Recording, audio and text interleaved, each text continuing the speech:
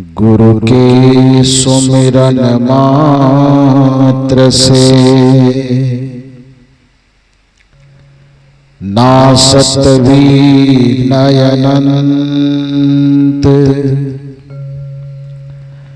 ताते सर्वारंभ में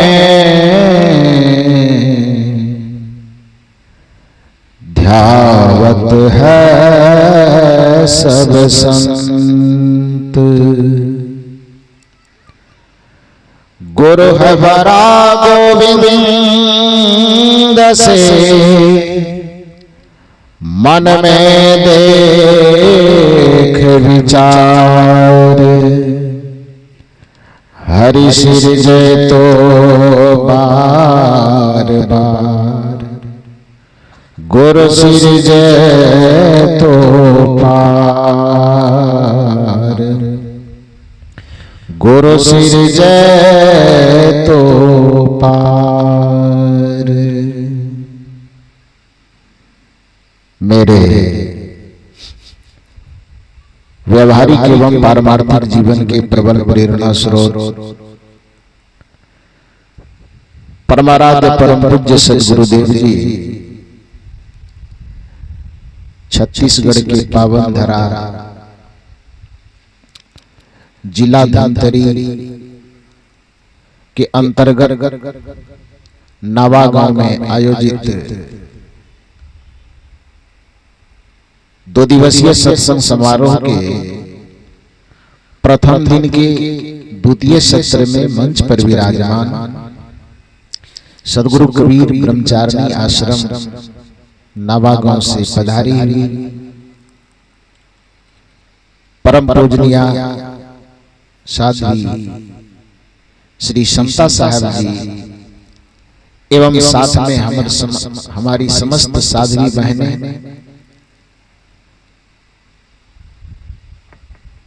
सद्गुरु कबीर आश्रम प्रयागराज से पधारे हुए पूज्य संत श्री यतीन्द्र साहब जी एवं विराजमान परम वंदनीय संत समाज, इस परिवर्तक स्थल पर उपस्थित अध्यात्म प्रेमी सज्जनों तथा देवियों, अभी इस मंच के माध्यम से बहुत सुंदर सुंदर विचार और भजन श्रवण कर रहे थे। आज जिस बिंदु पर हमें चर्चा करना है वह बिंदु है कि सनातन धर्म क्या है। सद्गुरु कबीर साहब की विचारधारा सनातन धर्म को मानती है या सनातन धर्म के विपरीत विचारधारा है। इसी बात को आधार बनाते हुए कुछ निवेदन आपसे करना है। सबसे पहली बात कि इस धारा का कोई भी व्यक्ति जो समझदार होगा वह धर्म का विरोध नहीं कर सकता। धर्म के नाम पर यदि फैला हुआ कोई आडंबर, कोई अंधविश्वास, कोई पाखंड होगा उसका विरोध हो सकता है। अब कोई व्यक्ति कहे कि सत्य का कोई विरोध करे, हो सकता है, कैसे होगा? कोई व्यक्ति कहे कि प्रेम का विरोधी कोई हो सकता है, कैसे हो सकता है? कोई व्यक्ति कहे कि दया का कोई विरोधी है कि नहीं है, कैसे हो सकता है? कोई व्यक्ति कहे कि क्षमा का विरोधी कोई है कि नहीं है, कैसे हो सकता है? कोई व्यक्ति कहे करुणा अहिंसा का कोई विरोधी हो सकता है, कैसे हो सकता है? अहिंसा हिंसा करने वाला भी अहिंसा के विरोधी नहीं होगा। क्रोध करने वाला भी अक्रोध की स्थिति के विरोधी नहीं होगा, क्योंकि वह क्रोध भी करता है तो दूसरे के लिए करता है। उस पे कोई क्रोध कर दे तो वो भी ज्ञान बांटेगा। क्रोध नहीं करना चाहिए।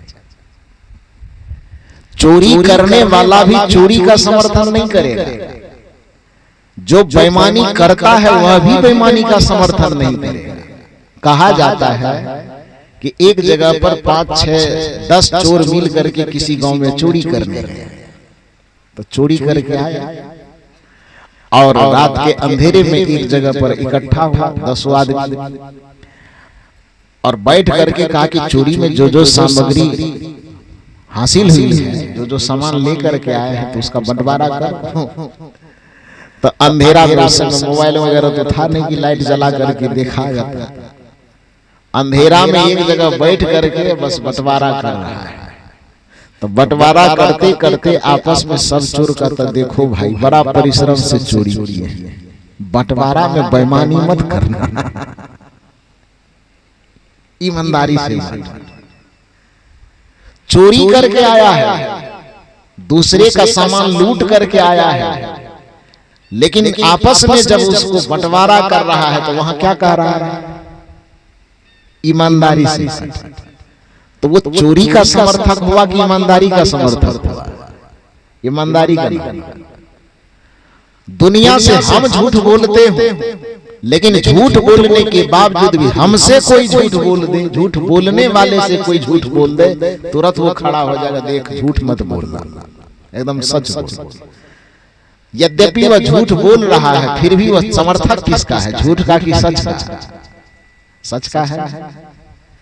जो कसाई दिन रात किसी प्राणी की हत्या कर रहा है, वो हत्या करने वाले के गले पे कोई छुरी रख दे और कह दे कि अब मैं तुम्हें मार देने वाला। 33 करोड़ देवता से सुमिरन करके क्या मांगेगा उस समय? क्या कहेगा? आप कैसा आदमी है, आपको दया ममता नहीं लगता है? अरे हम आदमी हैं, क्यों गले पर छुरा रहे थे, क्यों मार रहे हैं? यद्यपि वो अपने हाथ से हजारों प्राणियों की हत्या कर रहा है, फिर भी यदि उसके गले काटने की बारी आ जाए तो हनुमान जी, काली मैं, दुर्गा मैं, कितना सुमरन हो जाएगा। भूत पिशाच निकट नहीं आवे, महावीर जब नाम सुना, सब चालीसा पाठ तुरंत हो जाएगा। सुमिरन करके यही कहेगा कि किसी तरह से रक्षा कीजिए कि हमारा गला न कटे। गला काटने वाला भी गला काटने का समर्थक नहीं होगा, क्रोध करने वाला भी क्रोध का समर्थन नहीं कर सकता है। तो जहां जो सच्चा धर्म है, दया का धर्म, प्रेम का धर्म, करुणा का धर्म, सत्य का धर्म, तो उस सत्य धर्म का विरोध इस संसार में कौन कर सकता है? कोई नहीं कर सकता। तो पहली बात तो यह है कि धर्म तत्व का ही विरोध कोई नहीं कर सकता। दूसरी बात है कि सनातन धर्म, सनातन धर्म किसे कहते हैं? यदि आज कोई व्यक्ति यह कहता है कि सनातन धर्म केवल मेरे परंपरा का खरीदा हुआ धर्म है, तो नासमझ है। क्योंकि सनातन शब्द का अर्थ ही होता है शाश्वत। सनातन शब्द का और सनातन शब्द का शाश्वत धर्म का समर्थक तो हमें लगता है कि सदगुरु कबीर से बड़ा तो कोई होगा नहीं। सदगुरु कबीर साहब के सिद्धांत को पारक सिद्धांत इसीलिए तो कहा जाता है क्योंकि वो सनातन सत्य को स्वीकार करने के लिए लोगों के अंदर परख दृष्टि को जगाता है। इसलिए सदगुरु कबीर साहब की विचारधारा को पारक सिद्धांत कहा जाता है। सदगुरु कबीर साहब से इस बात के अनादिकाल से समर्थक हैं भाई कि आप अपनी परख दृष्टि को इतना विकसित करो कि प्रत्येक प्राणी पदार्थ के शाश्वत धर्म को तुम समझ सको। तुम प्रत्येक प्राणी और पदार्थ का जो सनातन धर्म है तुम उसको समझ सको। जड़ का अपना सनातन धर्म है, चेतन का अपना सनातन धर्म है कि नहीं? प्राणी का अपना सनातन धर्म है, पदार्थ का अपना सनातन धर्म है। सूर्य का सनातन धर्म है प्रकाशित होना, फूल का सनातन धर्म है सुगंध बिखेरना, पानी का सनातन धर्म है शीतलता प्रदान करना, पृथ्वी का सनातन धर्म है कठोरता देना और धारण करना। उसी प्रकार से मानव का भी कुछ सनातन धर्म है, आत्मा का भी कुछ सनातन धर्म है। लेकिन दुर्भाग्य बात है, दुर्भाग्य की यह बात है कि जड़ और चेतन के इस सनातन धर्म को न स्वीकार करके लोगों ने कहा टीका लगा लेना यह धर्म है। ठीक है, वह किसी व्यक्ति का अपना निजी श्रृंगार हो सकता है, उस पर टिप्पणी नहीं है, वो करना चाहिए। कोई करता है तो उसको धन्यवाद। लेकिन इस मान्यता के आधार पर करना कि दाढ़ी बढ़ गई बस धर्म हो गया, कबीर साहब कहते ये कहां से हो गया? कोई अपने गले में 100 माला पहन लिया, एकदम इतना माला पहन ले कि बैल भी देख करके भड़क जाए और कहे कि हम धार्मिक हो गए। कबीर साहब कहते ये कौन सा धर्म का विधान है। और यदि इस बात का विरोध किया जाता है कि भैया वो तुम्हारा व्यक्तिगत श्रृंगार हो सकता है लेकिन वह धर्म नहीं हो सकता। जटा आपने बढ़ाया, आपको पसंद है आप बढ़ाइए, कोई रोकता नहीं, लेकिन आपने जटा को धर्म का चिन्ह कब से बना दिया? यही धर्म है। बड़े बड़े माला गले में धारण कर लिए, यही धर्म है। किसी नदी में डुबकी लगाने वाला धार्मिक होगा, नदी में डुबकी नहीं लगाएगा तो अधार्मिक होगा। ये परिभाषा आपने कब से कर दिया? और ये सनातन धर्म की परिभाषा कैसे हो सकती है? सनातन उसे कहता है जो सदैव से था, सदैव से है और सदैव से रहेगा। हो सकता है कि आज आपने नदियों में डुबकी लगाने को धर्म की संज्ञा दें, कोई ऐसा समय रहा होगा कि वो नदी धरती पे रही ही ना हो। क्या उस समय धर्म नहीं था? हो सकता है कि धरती पे कोई ऐसा भी समय आएगा कि कभी वो नदी गायब हो जाएगी, क्या उस समय धर्म नहीं रहेगा? धर्म किसी प्राणी और पदार्थ पर आधारित नहीं होता है, बल्कि धारणा की धर्म है। जो प्रत्येक प्राणी और पदार्थ को सदैव से धारण किया हुआ है उस तत्व को धर्म कहा जाता है। आत्मा के अंदर जो सदैव से गुण, शाश्वत गुण निहित है, जो कभी बदलता नहीं, उसको आत्मा का सनातन धर्म कहा जाता है। तो प्राणी और पदार्थ के सनातन और शाश्वत धर्म को स्वीकार करने के लिए तो कबीर साहब ये सदा से पुकार करके कह रहे हैं। इसलिए यह कहना कि कबीर साहब सनातन धर्म के विरोधी है, यह अपने आप में नादानी है। वस्तुतः सदगुरु कबीर साहब सनातन धर्म के सबसे बड़े समर्थक और सनातन धर्म के सबसे बड़े प्रचारक हैं। सदगुरु कबीर साहब डंके की चोट पर कहते हैं कि जहां दया तहां धर्म है, जहां लोभ तहां पाप, जहां क्रोध तहां काल है, जहां क्षमा तहां। क्रोध का धर्म है काल की उत्पत्ति करना, यह भी शाश्वत धर्म है। जहां क्रोध होगा तो काल की उपस्थिति होगी। जहां दया और करुणा की उपस्थिति होगी, प्रेम की उपस्थिति होगी, वहां पर धर्म उपस्थित अपने आप हो जाएगा। क्योंकि दया होगी तभी परोपकार की भावना है, दया होगी मन में तभी अहिंसा की भावना मन में हो सकती है, दया होगी तभी किसी भूखे को हम भोजन करा सकेंगे, दया हमारे अंदर होगी तभी हम किसी प्यासे को पानी पिला सकेंगे, दया हमारे अंदर होगी तभी किसी गिरे हुए आदमी को हाथ का सहारा देके उठा सकेंगे, दया हमारे अंदर होगी तभी किसी को बैठने के लिए हम स्थान देंगे, दया होगी तभी किसी प्राणियों पर हमारी छुरी नहीं चलेगी। तो दया तो धर्म का मूल है और उस दया धर्म को स्वीकार भला कौन नहीं करेगा। लेकिन जो धर्म के नाम पर मंदिर में खड़े हो जाते हैं, बड़े बड़े टीके लगाते हैं, लेकिन अपने हृदय की क्रूरता को खत्म नहीं करते हैं। कबीर साहब ऐसे लोगों को धर्म के नाम पर पाखंडी कहते हैं।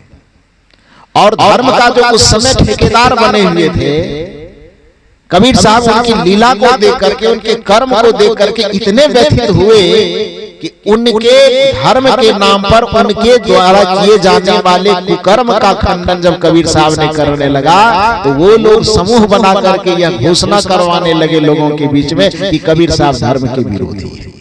अब धर्म के नाम पर किसी जड़ मूर्ति के सामने में बकरे बकरी भेड़ भैंसा सब काटा जाए तो किसी का गला काटना यदि धर्म होगा तो कबीर साहब ने प्रश्न किया धर्म के ऊपर भी उस धर्म का के नाम पर वो बलिदान करवाने वाले जो तथाकथित पंडित थे उन दोनों से कबीर साहब ने प्रश्न किया। धर्म कथे और जीव बधत है, सवाल है दुनिया का कोई पंडित तो इस सवाल का जवाब दे करके देखे।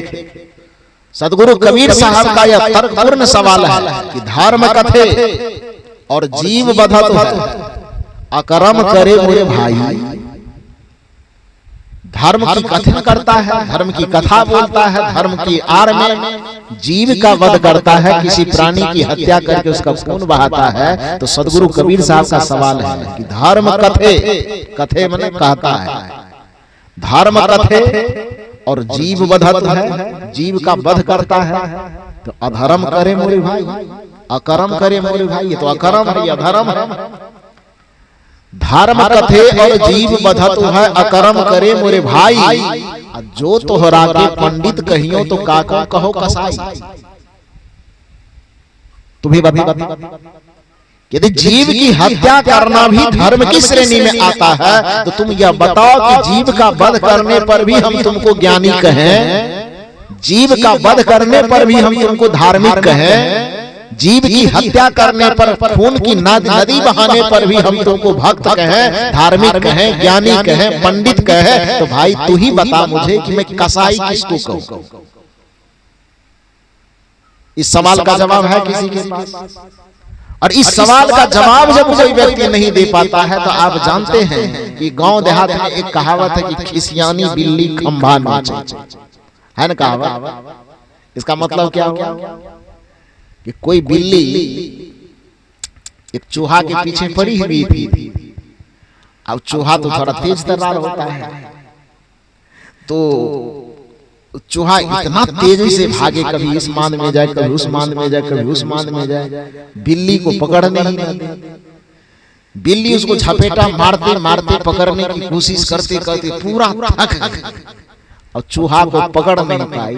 तो लास्ट एकदम आवेश में आकर के खींच करके क्या करती है बिल्ली, एक जाती है खंभा को पकड़ के नोच नोच देती है गुस्सा। उसको पकड़ना क्या था? चूहा। और नहीं पकड़ पाई तो क्या किया? वो खंभा नोचने से। एक कहावत बन गई, खिसियानी बिल्ली खंभा नोचे। कि जब अपने काम में सफल नहीं हुआ तो खंभा को ही नोचना शुरू किया। तो कबीर साहब के तर्क का जब जवाब देना था उसे, कबीर साहब जैसे ज्ञानी महापुरुषों की पारक दृष्टि रखने वालों के सवालों का जवाब देना था सामने वाले को, लेकिन धर्म के नाम पर जो दुनिया को धोखा दे रहा था उन लोगों ने जब जवाब न दे पाया, उन लोगों को कोई जवाब नहीं सूझा, तो लास्ट में वही खंभा नोचे वाली बात होगी। वो कबीर साहब से धर्म के विरोधी है, भक्ति के विरोधी है। अरे कैसे विरोधी लगता है? जो प्रेम का समर्थक होगा वो धर्म का विरोधी कैसे हो सकता है? जो दया का समर्थक होगा वह धर्म का विरोधी कैसे हो सकता है? आप जानते हैं बिहार राज्य में एक जिला पड़ता है गया जिला। गया का नाम आप लोगों ने सुना है? सुने तो जरूर होंगे, पंडित जी तो वहां सबको भेजता है। बिना वहां जाए तो स्वर्ग का टिकट कैसे कटे? कन्फर्म वहीं से होता है। बताइए, हम लोग बड़ा महत्वपूर्ण राज वाले व्यक्ति हैं। हाँ, ट्रेन का टिकट कन्फर्म करवाने के लिए जैसे स्टेशन पे जाना पड़ता है, वैसे स्वर्ग का टिकट जहां से कन्फर्म होता है, भवसागर से पार होने का टिकट जहां से कन्फर्म होता है, वो हमारे इलाके में आता है। पंडित जी के अनुसार, संत की दृष्टि में, संत के दर्शन में, तो जब आपका कर्म ही आपके स्वर्ग के टिकट को कन्फर्म करता है और नरक के भी टिकट को कन्फर्म करता है। यदि आपके साथ सत्संग का कर्म है, यदि आपके पास भक्ति का कर्म है, यदि आपके पास गुरु के संगति का कर्म है, तो आप धरती के किसी भी कोने में हैं, वहीं से आपके स्वर्ग का टिकट कन्फर्म हो जाएगा। और यदि आप कुकर्म में हैं, कुसंग में हैं, कुविचार में हैं, तो धरती के किसी भी कोने में आप बैठे हुए हैं, आपके नरक का टिकट कन्फर्म हो जाएगा। लेकिन पंडित की धारणा में जहां से स्वर्ग और वैकुंठ का टिकट कन्फर्म होता है, बैतरनी पार होने का टिकट कन्फर्म, वो बिहार राज्य के गया है ना। नाम सुने होंगे तो नाम सुने। संजोग से मेरा कार्यक्रम था, लगभग 10 साल पुरानी बात होगी, हो सकता है 1 आध साल आगे पीछे, स्मरण में नहीं आ रहा, लेकिन लगभग 10 साल पहले की बात है। कार्यक्रम देने के लिए मैं गया जिला जा रहा था, तो आश्रम से मैं ट्रेन में बैठा था और मेरे साथ में 2-3 साथी थे, रिजर्वेशन बोगी में बैठे हुए थे। तो जिस सीट पर हम बैठे हुए थे, तो गया अधिकांश लोग वही कन्फर्म करवाने के लिए ही जाता है। तो एक तिलकधारी, शायद वह पंडित जी थे, हम तो क्या जाने उसको, लेकिन तिलक धारण किए हुए थे। तो बगल में बैठे थे, कभी ऐसे तिरछी नजर से देखे, कभी दाएं देखे, कभी बाएं देखे, लेकिन सीट इतनी भरी हुई थी कि बेचारे को कोई जुगाड़ नहीं मिल रहा था, तो नजदीक में बैठना उसकी मजबूरी थी। लेकिन वो कभी बैठने जाए, कभी ना बैठे, फिर उठ जाए, फिर बैठे। तो मैंने उनसे पूछा कि आपको क्या प्रॉब्लम है, बैठ क्यों नहीं रहे? नहीं बैठ रहे तो यहाँ से जाइए, ये दाएं बाएं क्यों कर रहे हैं? तो बेचारे को पूछने की, हालांकि ट्रेन में किसी को क्यों पूछेगा, लेकिन जब मैंने थोड़ा सा टोका तो उनको पूछने की हिम्मत हुई। वैसे बैठने में दिक्कत तो नहीं है, लेकिन थोड़ा कुछ पूजा पाठ करने के लिए जा रहे हैं और आप लोगों का कपड़ा इस तरह से देख रहे हैं तो लगता है बैठना चाहिए कि नहीं बैठ जाए। मैंने कहा क्या हुआ? तो उन्होंने कहा इस तरह का कपड़ा पहन के किसी का श्राद्ध उराद करवाने जा रहे हैं। उनके मन में शायद ऐसा, क्योंकि अधिकांश लोगों की धारणा यह है कि साधु सन्यासी होने वाला ललका पिलका नीलका पहनता है, उजला तो वही पहनता है जो श्मशान घाट से आ रहा है। यही लगता है ना।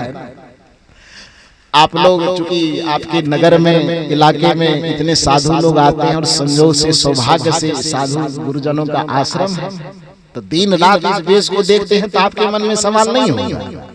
लेकिन जिन लोगों ने नहीं देखा है, जिन लोगों ने यही देखा है कि अपने माता पिता को मुखाग्नि देने वाला, श्मशान घाट से लौटने वाला ही कपड़ा पहनता है, तो देख करके थोड़ा बेचारा भड़क रहा था कि शायद कहीं श्मशान घाट से तो ना आ रहे हो।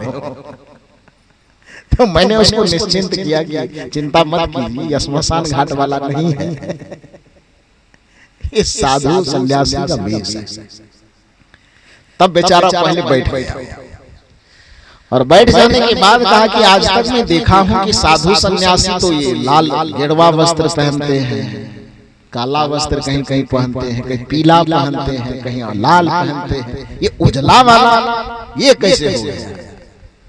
तो मैंने कहा कि सदगुरु कबीर साहब का नाम सुने हैं? कहा सुना तो हूं। का जब नाम सुने हैं तो उसके जो सन्यासियों की मंडली होती है, सदगुरु कबीर साहब की परंपरा में साधु सन्यासी सबको ये उजला वस्त्र ही पहनने के लिए कहा जाता है, यही उनकी सन्यास विभाग का ड्रेस कोड है। तो कहा अच्छा अच्छा अच्छा कबीर पंथ वाले हैं। तो मैंने कहा आपकी बातचीत से तो लगता है कि आप पढ़े लिखे हैं, आप कबीर पंथी सन्यासी ही बनना था, साधु बनना था, तो कबीर पंथ में क्यों चले? दूसरे जगह साधु सन्यासी बनते, कबीर पंथ में क्यों गए? मैंने कहा क्यों, कबीर साहब ने आपका खेत जोत लिया है क्या? कि कबीर साहब आपका छप्पर नोच लिया है? कहा ना ना, छप्पड़ भी नहीं नोचा, खेत भी नहीं उजाड़ा, लेकिन वो सनातन धर्म के विरोधी, उन्होंने कहा सनातन धर्म के विरोधी। मैंने कहा आपके मन में सवाल तो शायद बहुत सा पैदा हो रहा है, किन किन सवालों का जवाब? टाइम कितना है? उनसे मैंने पूछा कितना समय है, कहाँ उतरना है आपको? तो बोला बस वही सीधे गया जी में उतरना। हम कहे तब तो समय पर्याप्त है, एक एक सवाल करते जाइए। शायद सदगुरु कबीर साहब अभी आपके पास वकालत करने ना आवे, लेकिन कबीर के ही परंपरा का यह बच्चा है, ये हारेगा नहीं, आपको सारा जवाब देगा, आप उसको सुनते चले जाइए। उन्होंने कहा कि पहले तो ये बताइए कि कबीर साहब की परंपरा सचमुच में उसका हर काम में उठपटांग होता था, उनकी भाषा उठपटांग, उनकी वाणी उठपटांग, उनका दर्शन उठपटांग। अब बताइए कि सन्यासी की परंपरा में लाल पीला नीला ये वस्त्र पहना जाता है, ये उजला को क्यों चुन लिया? ये तो कफन वाला चीज है, मरने के बाद इसे दिया जाता है। उनका हर काम उठपटांग होता था, इसलिए वस्त्र भी उन्होंने चुना तो उठपटांग वाला ही चुन लिया। वो भी गेरुआ पहना देते, उजला वाला क्यों पहनते हैं? हम कहे पहले इसी सवाल का जवाब दे दो, आप लोगों का क्या विचार है? जवाब सुनना है कि नहीं सुनना है? सुनना है। मैंने कहा कि इसका जवाब सुनना चाहते हैं तो आप पढ़े लिखे हैं, उससे मैंने पूछा आप पढ़े लिखे हैं? तो बड़ा गर्व से पैकेट में देखिए 16 ठो कलम खोसा हुआ है। कितना कलम? 16। आपको एक ठो है? अच्छा, तो उसको 16 ठो था। ये 16 कलम खोसा हुआ है। जितनी डिग्री हो सकती थी सब बता दिया। मैंने कहा जब पढ़े लिखे तो एक बात आप जानिए, विज्ञान क्या कहता है। सदगुरु कबीर साहब सनातन के हर एक जगह पर सनातन की कसौटी पर खड़े कैसे उतरते हैं, उनका दर्शन, उनका चिंतन, उनका खान पान, उनका रहन सहन, उसका वेशभूषा, उसकी परंपरा वैज्ञानिकता की कसौटी पर, सनातन की कसौटी पर किस प्रकार से खड़ी उतरती है। मैंने कहा उस तथाकथित पंडित से जो ट्रेन में बैठे हुए थे, मैंने उनसे कहा कि यदि आप सनातन को समझते हैं तो निश्चित है कि विज्ञान से आपका ताल्लुकात होता होगा।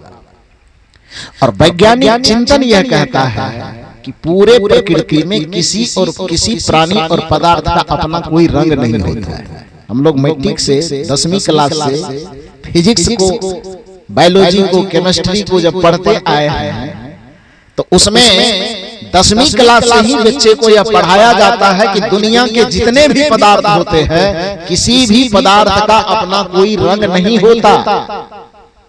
फिर मन में सवाल हो सकता है कि किसी पदार्थ का अपना कोई रंग नहीं होता तो ये लाल कैसे दिखाई दे रहा है, ये हरा कैसे दिखाई दे रहा है, ये नीला, पीला, बैगनी, काला, बैगनी, आसमानी, ये रंग जो दिखाई दे रहा है, ये रंग कैसे दिखाई देता है। आप कह रहे रंग होता नहीं तो फिर ये रंगीन दिखता क्यों? तो विज्ञान इसका समाधान करता है कि दुनिया के किसी भी पदार्थ में अपना रंग नहीं होता, रंग होता है प्रकाश के अंदर। सूर्य की जब किरणें प्रकाशित होती, कोई भी प्रकाश हो, तो प्रकाश के अंदर 7 गुण मौजूद होते हैं। और पूरे संसार में याद रखिए 7 रंग के अलावा कुछ 8वां रंग नहीं होता है। वो 8वां रंग बनता है तो रंगों के संयोग से बनता है, लेकिन मुख्य रूप से पूरे, जैसे संगीत के कहे जाते हैं कि कितने सुर होते हैं, 7 सुर होते हैं। सा रे गा मा पा धा नी सा, ये 7 सुर होते हैं। लेकिन इन 7 सुरों से ही कितने चीज बनाए जाते। अंग्रेजी के अल्फाबेट 26 अक्षर के होते हैं ना, लेकिन कितने शब्द, कितने वाक्य बनाए जाते हैं, ये दुनिया की किताबें भरी पड़ी है। तो उसी प्रकार से इस पूरे प्रकृति में रंगों की संख्या कितनी होती है, 7। और सारे के सारे रंग कहां होते हैं, वो प्रकाश में।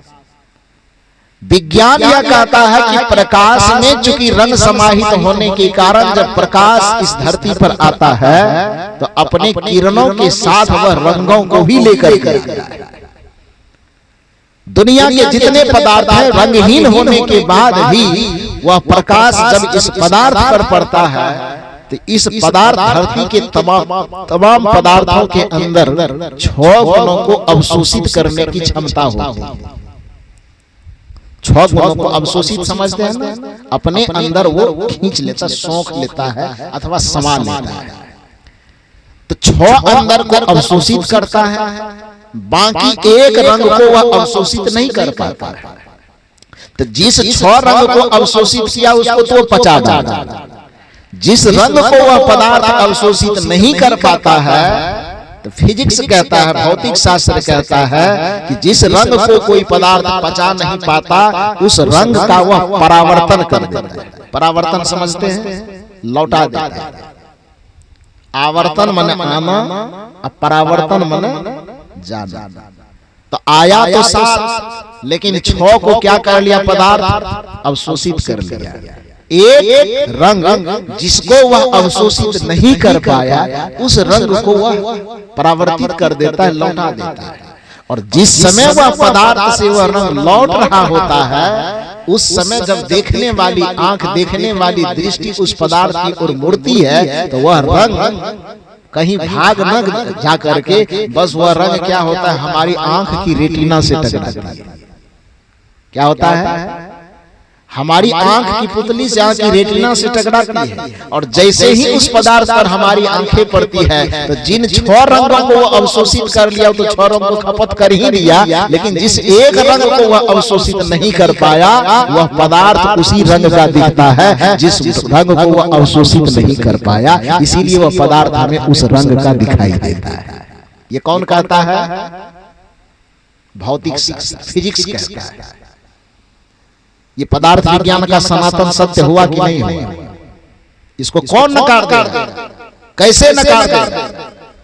इस सनातन सत्य को, इस सनातन वैज्ञानिकता को सदगुरु कबीर साहब जानते थे कि पदार्थ में कोई रंग नहीं होता, पदार्थ में जो रंग दिखाई देता है केवल परावर्तन के कारण। दो रंग पर अब चर्चा कीजिए, बाकी 5 रंग को छोड़ दीजिए।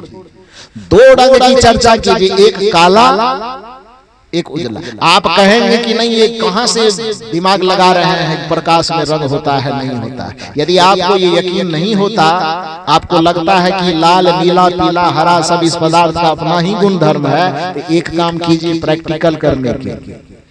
आपको धरती पर जितने रंग उपलब्ध होते हो उस सारे रंगीन चीजों को ले जाइए, एक कमरे के अंदर बंद कर दीजिए और उस कमरे के सारे लाइट को बंद कर दीजिए, खिड़की केवाड़ सबको बंद करके और उस कमरे के अंदर प्रवेश कर जाइए और आंख को खोलिए। कौन कौन रंग दिखाई देगा आपको? यदि 100 रंग के सामानों को आपने कमरे के अंदर रखा है, लेकिन उस कमरे के सारे लाइट को आपने बंद कर दिया है, कहीं से कोई रोशनी का स्रोत नहीं आ रहा है, और उसमें रखा है आपने कपड़ा ही मान लो रखा हो, तो लाल नीला हरा पीला बैगनी आसमानी जितने रंग का कपड़ा हो सकता है, मान लो कि 100 कलर का कपड़ा आपने रख दिया।